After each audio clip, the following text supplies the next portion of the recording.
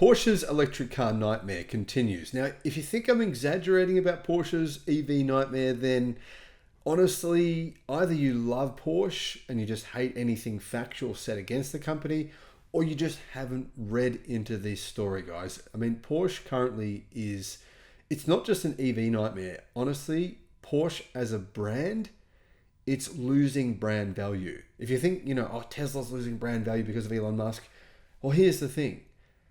Porsche does not do other things. Now, Porsche is just a car company. There's no question about that. You can't say, oh, look at Porsche's growth, 130% in their energy division, $9.4 billion in a single quarter. It's about to actually get bigger than that in the next quarter.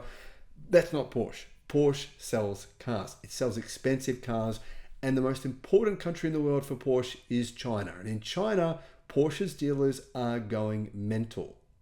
And Porsche is having to significantly scale down its production.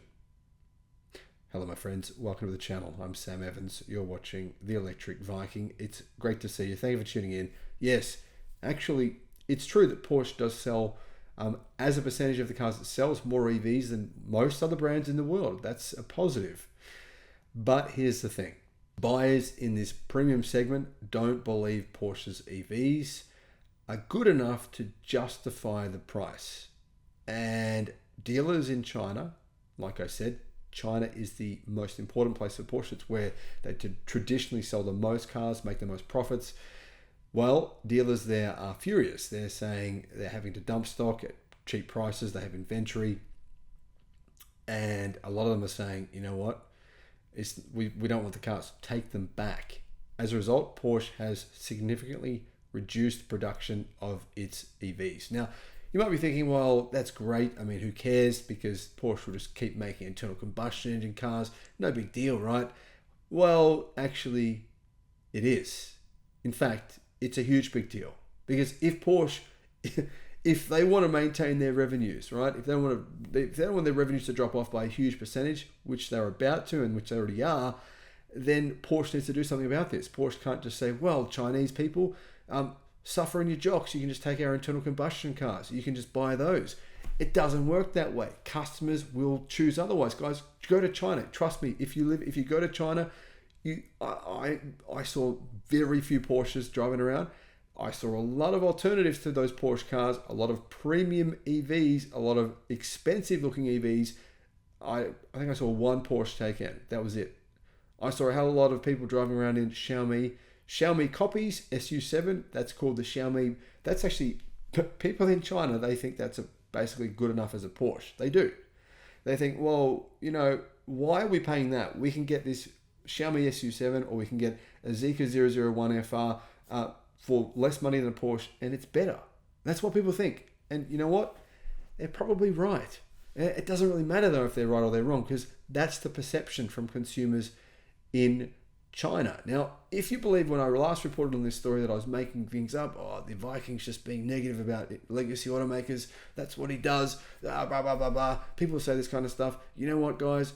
You're an idiot if that's what you think. If you think I'm making these stories up, honestly, people say, report your sources, report your sources. I don't make stories up, guys. Everything I share on the channel is it's directly from sources that don't bullshit.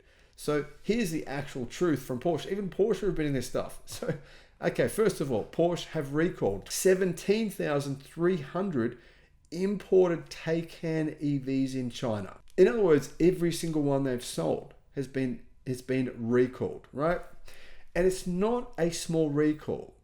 Due to design reasons, these vehicles are experiencing brake fluid leakage, problems with braking, and apparently there's been problems with Porsche Taycan motors in China as well. Porsche is recalling yet another batch of high-end Taycan EVs. This is the second recall they've done for a different reason so far in China this year. So you pay a premium price for a vehicle that's perceived to be maybe premium, but maybe not any more premium than other cars, which are way cheaper. And then this is what happens. And obviously Chinese consumers, they don't put up with this stuff, at least not for very long. Apparently for design reasons, the front brake hoses on these vehicles may crack and cause brake fluid to leak. So if you've got one of these cars and your brake fluid starts leaking because the hoses are cracking within 12 months or 6 months, Is that really premium and luxury? Well, that's debatable, right? Now, here's the thing. It's actually a lot worse than it sounds, because Porsche recalled that pretty much all the Taycan EVs in China because of a risk of thermal runaway of the battery. So thermal runaway risks mean what? What do they mean? That's a nice way of saying the batteries were setting fire to themselves. How do they know there's a thermal runaway risk? You don't discover there's a thermal runaway risk because you go, oh, look, there's a little flashing light on my screen. It says thermal runaway risk. You discover that's happened because the car just burned itself to the ground. So that was another story in China. Now, how many of those vehicles had that problem? Probably not many. Doesn't matter though. Chinese consumers, they read this stuff. They hear this stuff, right? In 2022, Porsche had 2 recalls of Taycan EVs in China as well. So numerous recalls for a premium, expensive Porsche vehicle is leading to a big decline in sales, and it's damaging the sales of internal combustion engine Porsches as well. Porsche has cut production due to falling demand, says a recent report. Porsche is reducing production of the Taycan in Germany due to slowing sales and a general decline, they say, in demand for EVs. That's what Porsche says, that's what the media is reporting, but we know that the truth is this year, electric car sales have increased worldwide by 20%. That's an updated number that was released within the last 5 days. It's a global figure, sales have increased by 20%. So Porsche is trying to say demand for EVs have gone down. That's what legacy automakers are telling us. It's a load of bullshit. And anyone who says that stuff should be looked at like they're an idiot. It's like saying smoking is good for you, right? It's that dumb. If you're dumb enough to believe that stuff, you're like one of those morons who just reads the news and believes every single stupid thing they say, whether that's Trump or whatever else. I don't know, guys. But God, how people can just believe these kinds of lies when the facts are so easy to find, I don't know. And what's even more amazing to me, guys, I've had this conversation with people in the general public. They're like, oh yeah, you're wrong, man, I told you. Or they say something like, oh yeah, it's, EV sales are going down all over the world. And I say, no, actually sales, we just got them so far for the first 6 months of the year. EV sales have increased by 20% worldwide. And it's like telling someone who believes in a religion or some sort of strong belief they're embedded. It's like they can't handle facts. Facts they don't want. They want the emotion. They want to buy into the emotion of EV sales are collapsing because someone on the media told me. Some talking head muppet told me this story. It must be true. I don't care about your facts. And I'm like, well, if you want to see the facts, I can show you the data here. No. Don't want data. I want to feel emotionally that EVs are going to hell and internal combustion will live forever. So that's how they talk, and you can't convince them with any facts. Porsche, right? They actually sold more than 40,000 Taycans in 2023, and they have improved them since then. The new Porsche is pretty good, the Taycan. I mean, I think it's a nice car. But the question is, how much nicer is it than other cars which cost, well, half the price? Well, apparently, the factory where the Taycan is built will soon move to a single shift in response to the lower than anticipated demand. Porsche is negotiating with the local works council, and the change apparently won't result in job losses. People will just be able to spend more time surfing the web. Hey, anyway, the abolishment of German state subsidies for EVs at the end of 2023 is not to believe to be a contributor to a declining demand, because those subsidies weren't even relevant for expensive Porsche vehicles anyway. Now, that is definitely something, though, that has affected sales of EVs in Germany. And it is true that EV sales in Germany this year are lower by 16% versus the first half of last year. Probably because they have no subsidies. They've abolished them completely for EVs. There's none whatsoever. And therefore, EV sales have declined. Not just, in fact, the majority of the decline has actually come from businesses versus personal private consumers. The demand from private consumers hasn't gone down so much. In fact, I don't think it's gone down at all. However, the Chinese market is drying up for the Porsche Taycan because of the growing number of better EVs built locally when it comes to value for money, when it comes to even brand. I mean, realistically, a lot of Chinese consumers believe legacy automakers, their products, when it comes to an EV, are just inferior. And kind of all the stuff that's happened over the last couple of years in China has really made people believe this stuff, because Mercedes-Benz, BMW, they have lied about things that have happened.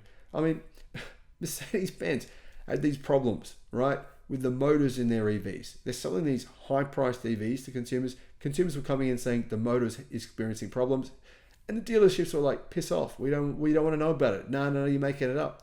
And it kept on happening, and it kept on happening. Finally, Mercedes-Benz starts recalling vehicles, but they've been selling vehicles they knew were faulty now for 11 months. I reported this at the time it first happened. 11 months later, they have to recall them all, right? They're forced to by the Chinese government because there was so many thousands of, pretty much everyone had bought it. It was like, this is a lemon. So this is just one story of many that has happened in China from numerous automakers, where battery recalls, these sorts of things. And Chinese consumers are like, well, we're not getting all these issues from locally made EVs, from Tesla EVs. We'll just buy them instead. That is the key reason why basically legacy automakers have shot themselves in the foot in China. And now you might be thinking, who cares? It's just China. But they care, because it's billions and billions of dollars. The Volkswagen Group, right? Traditionally, 40% of their sales have been in China. Not the case anymore. 40% of their sales. And you're probably thinking, well, 40% of their sales, oh, well, I mean, maybe it's only 10% of the profit. It's not. 40% of their sales and 50% of their profits. Like, imagine if someone came along and said to you, hey, John, whatever your name is, your business next year, its profits are going to go down by 50%. What are you going to do? Your debts are going to stay the same. Your profits are going to go down by 50%. Well, what are you going to do? That puts you in a pretty terrible position. And so if you're thinking a lot of the rhetoric that I talk about on this channel is false, like, he's saying that Nissan's screwed. Well, here's the thing. Facts are facts. If your profits decline by 50% and your debts stay the same, or if they go down by 10%, what do you do? What will Porsche do? What do you guys think? Since July of last year, Porsche's stock price has collapsed by 21%. But if you have a look at this stock price chart, right, you'll see Porsche started to recover some of its losses. However, on the 11th of June, Porsche's stock price collapsed in the space of minutes by 18%. That is a massive fall. There's a very good reason for this, well, essential crash in the value of Porsche stock. Investors believe the company is no longer prepared for the future. And this is not really an emotional thing. It's simply logical. Yeah, you know what, guys? The Porsche 911, very nice internal combustion engine car. It's fantastic. But is it the future of the automotive industry? Well, investors are starting to think maybe it's not. 5 years ago, Porsche stock was sitting at 67 euros. Fast forward to 2021. Porsche stock hit an all-time high of 99 euros. Well, 3 years later, and the stock has more than halved. From 99 euros all the way down to 41 euros, meaning the stock has essentially collapsed. Now, the media are busy talking about Tesla and its stock performance, but over that period of time, Tesla has returned around 400% to investors. Porsche has returned minus 34%. But that does not include inflation. Yeah, things are looking pretty damn bad for Porsche, and for some bizarre reason, the media have completely ignored this story.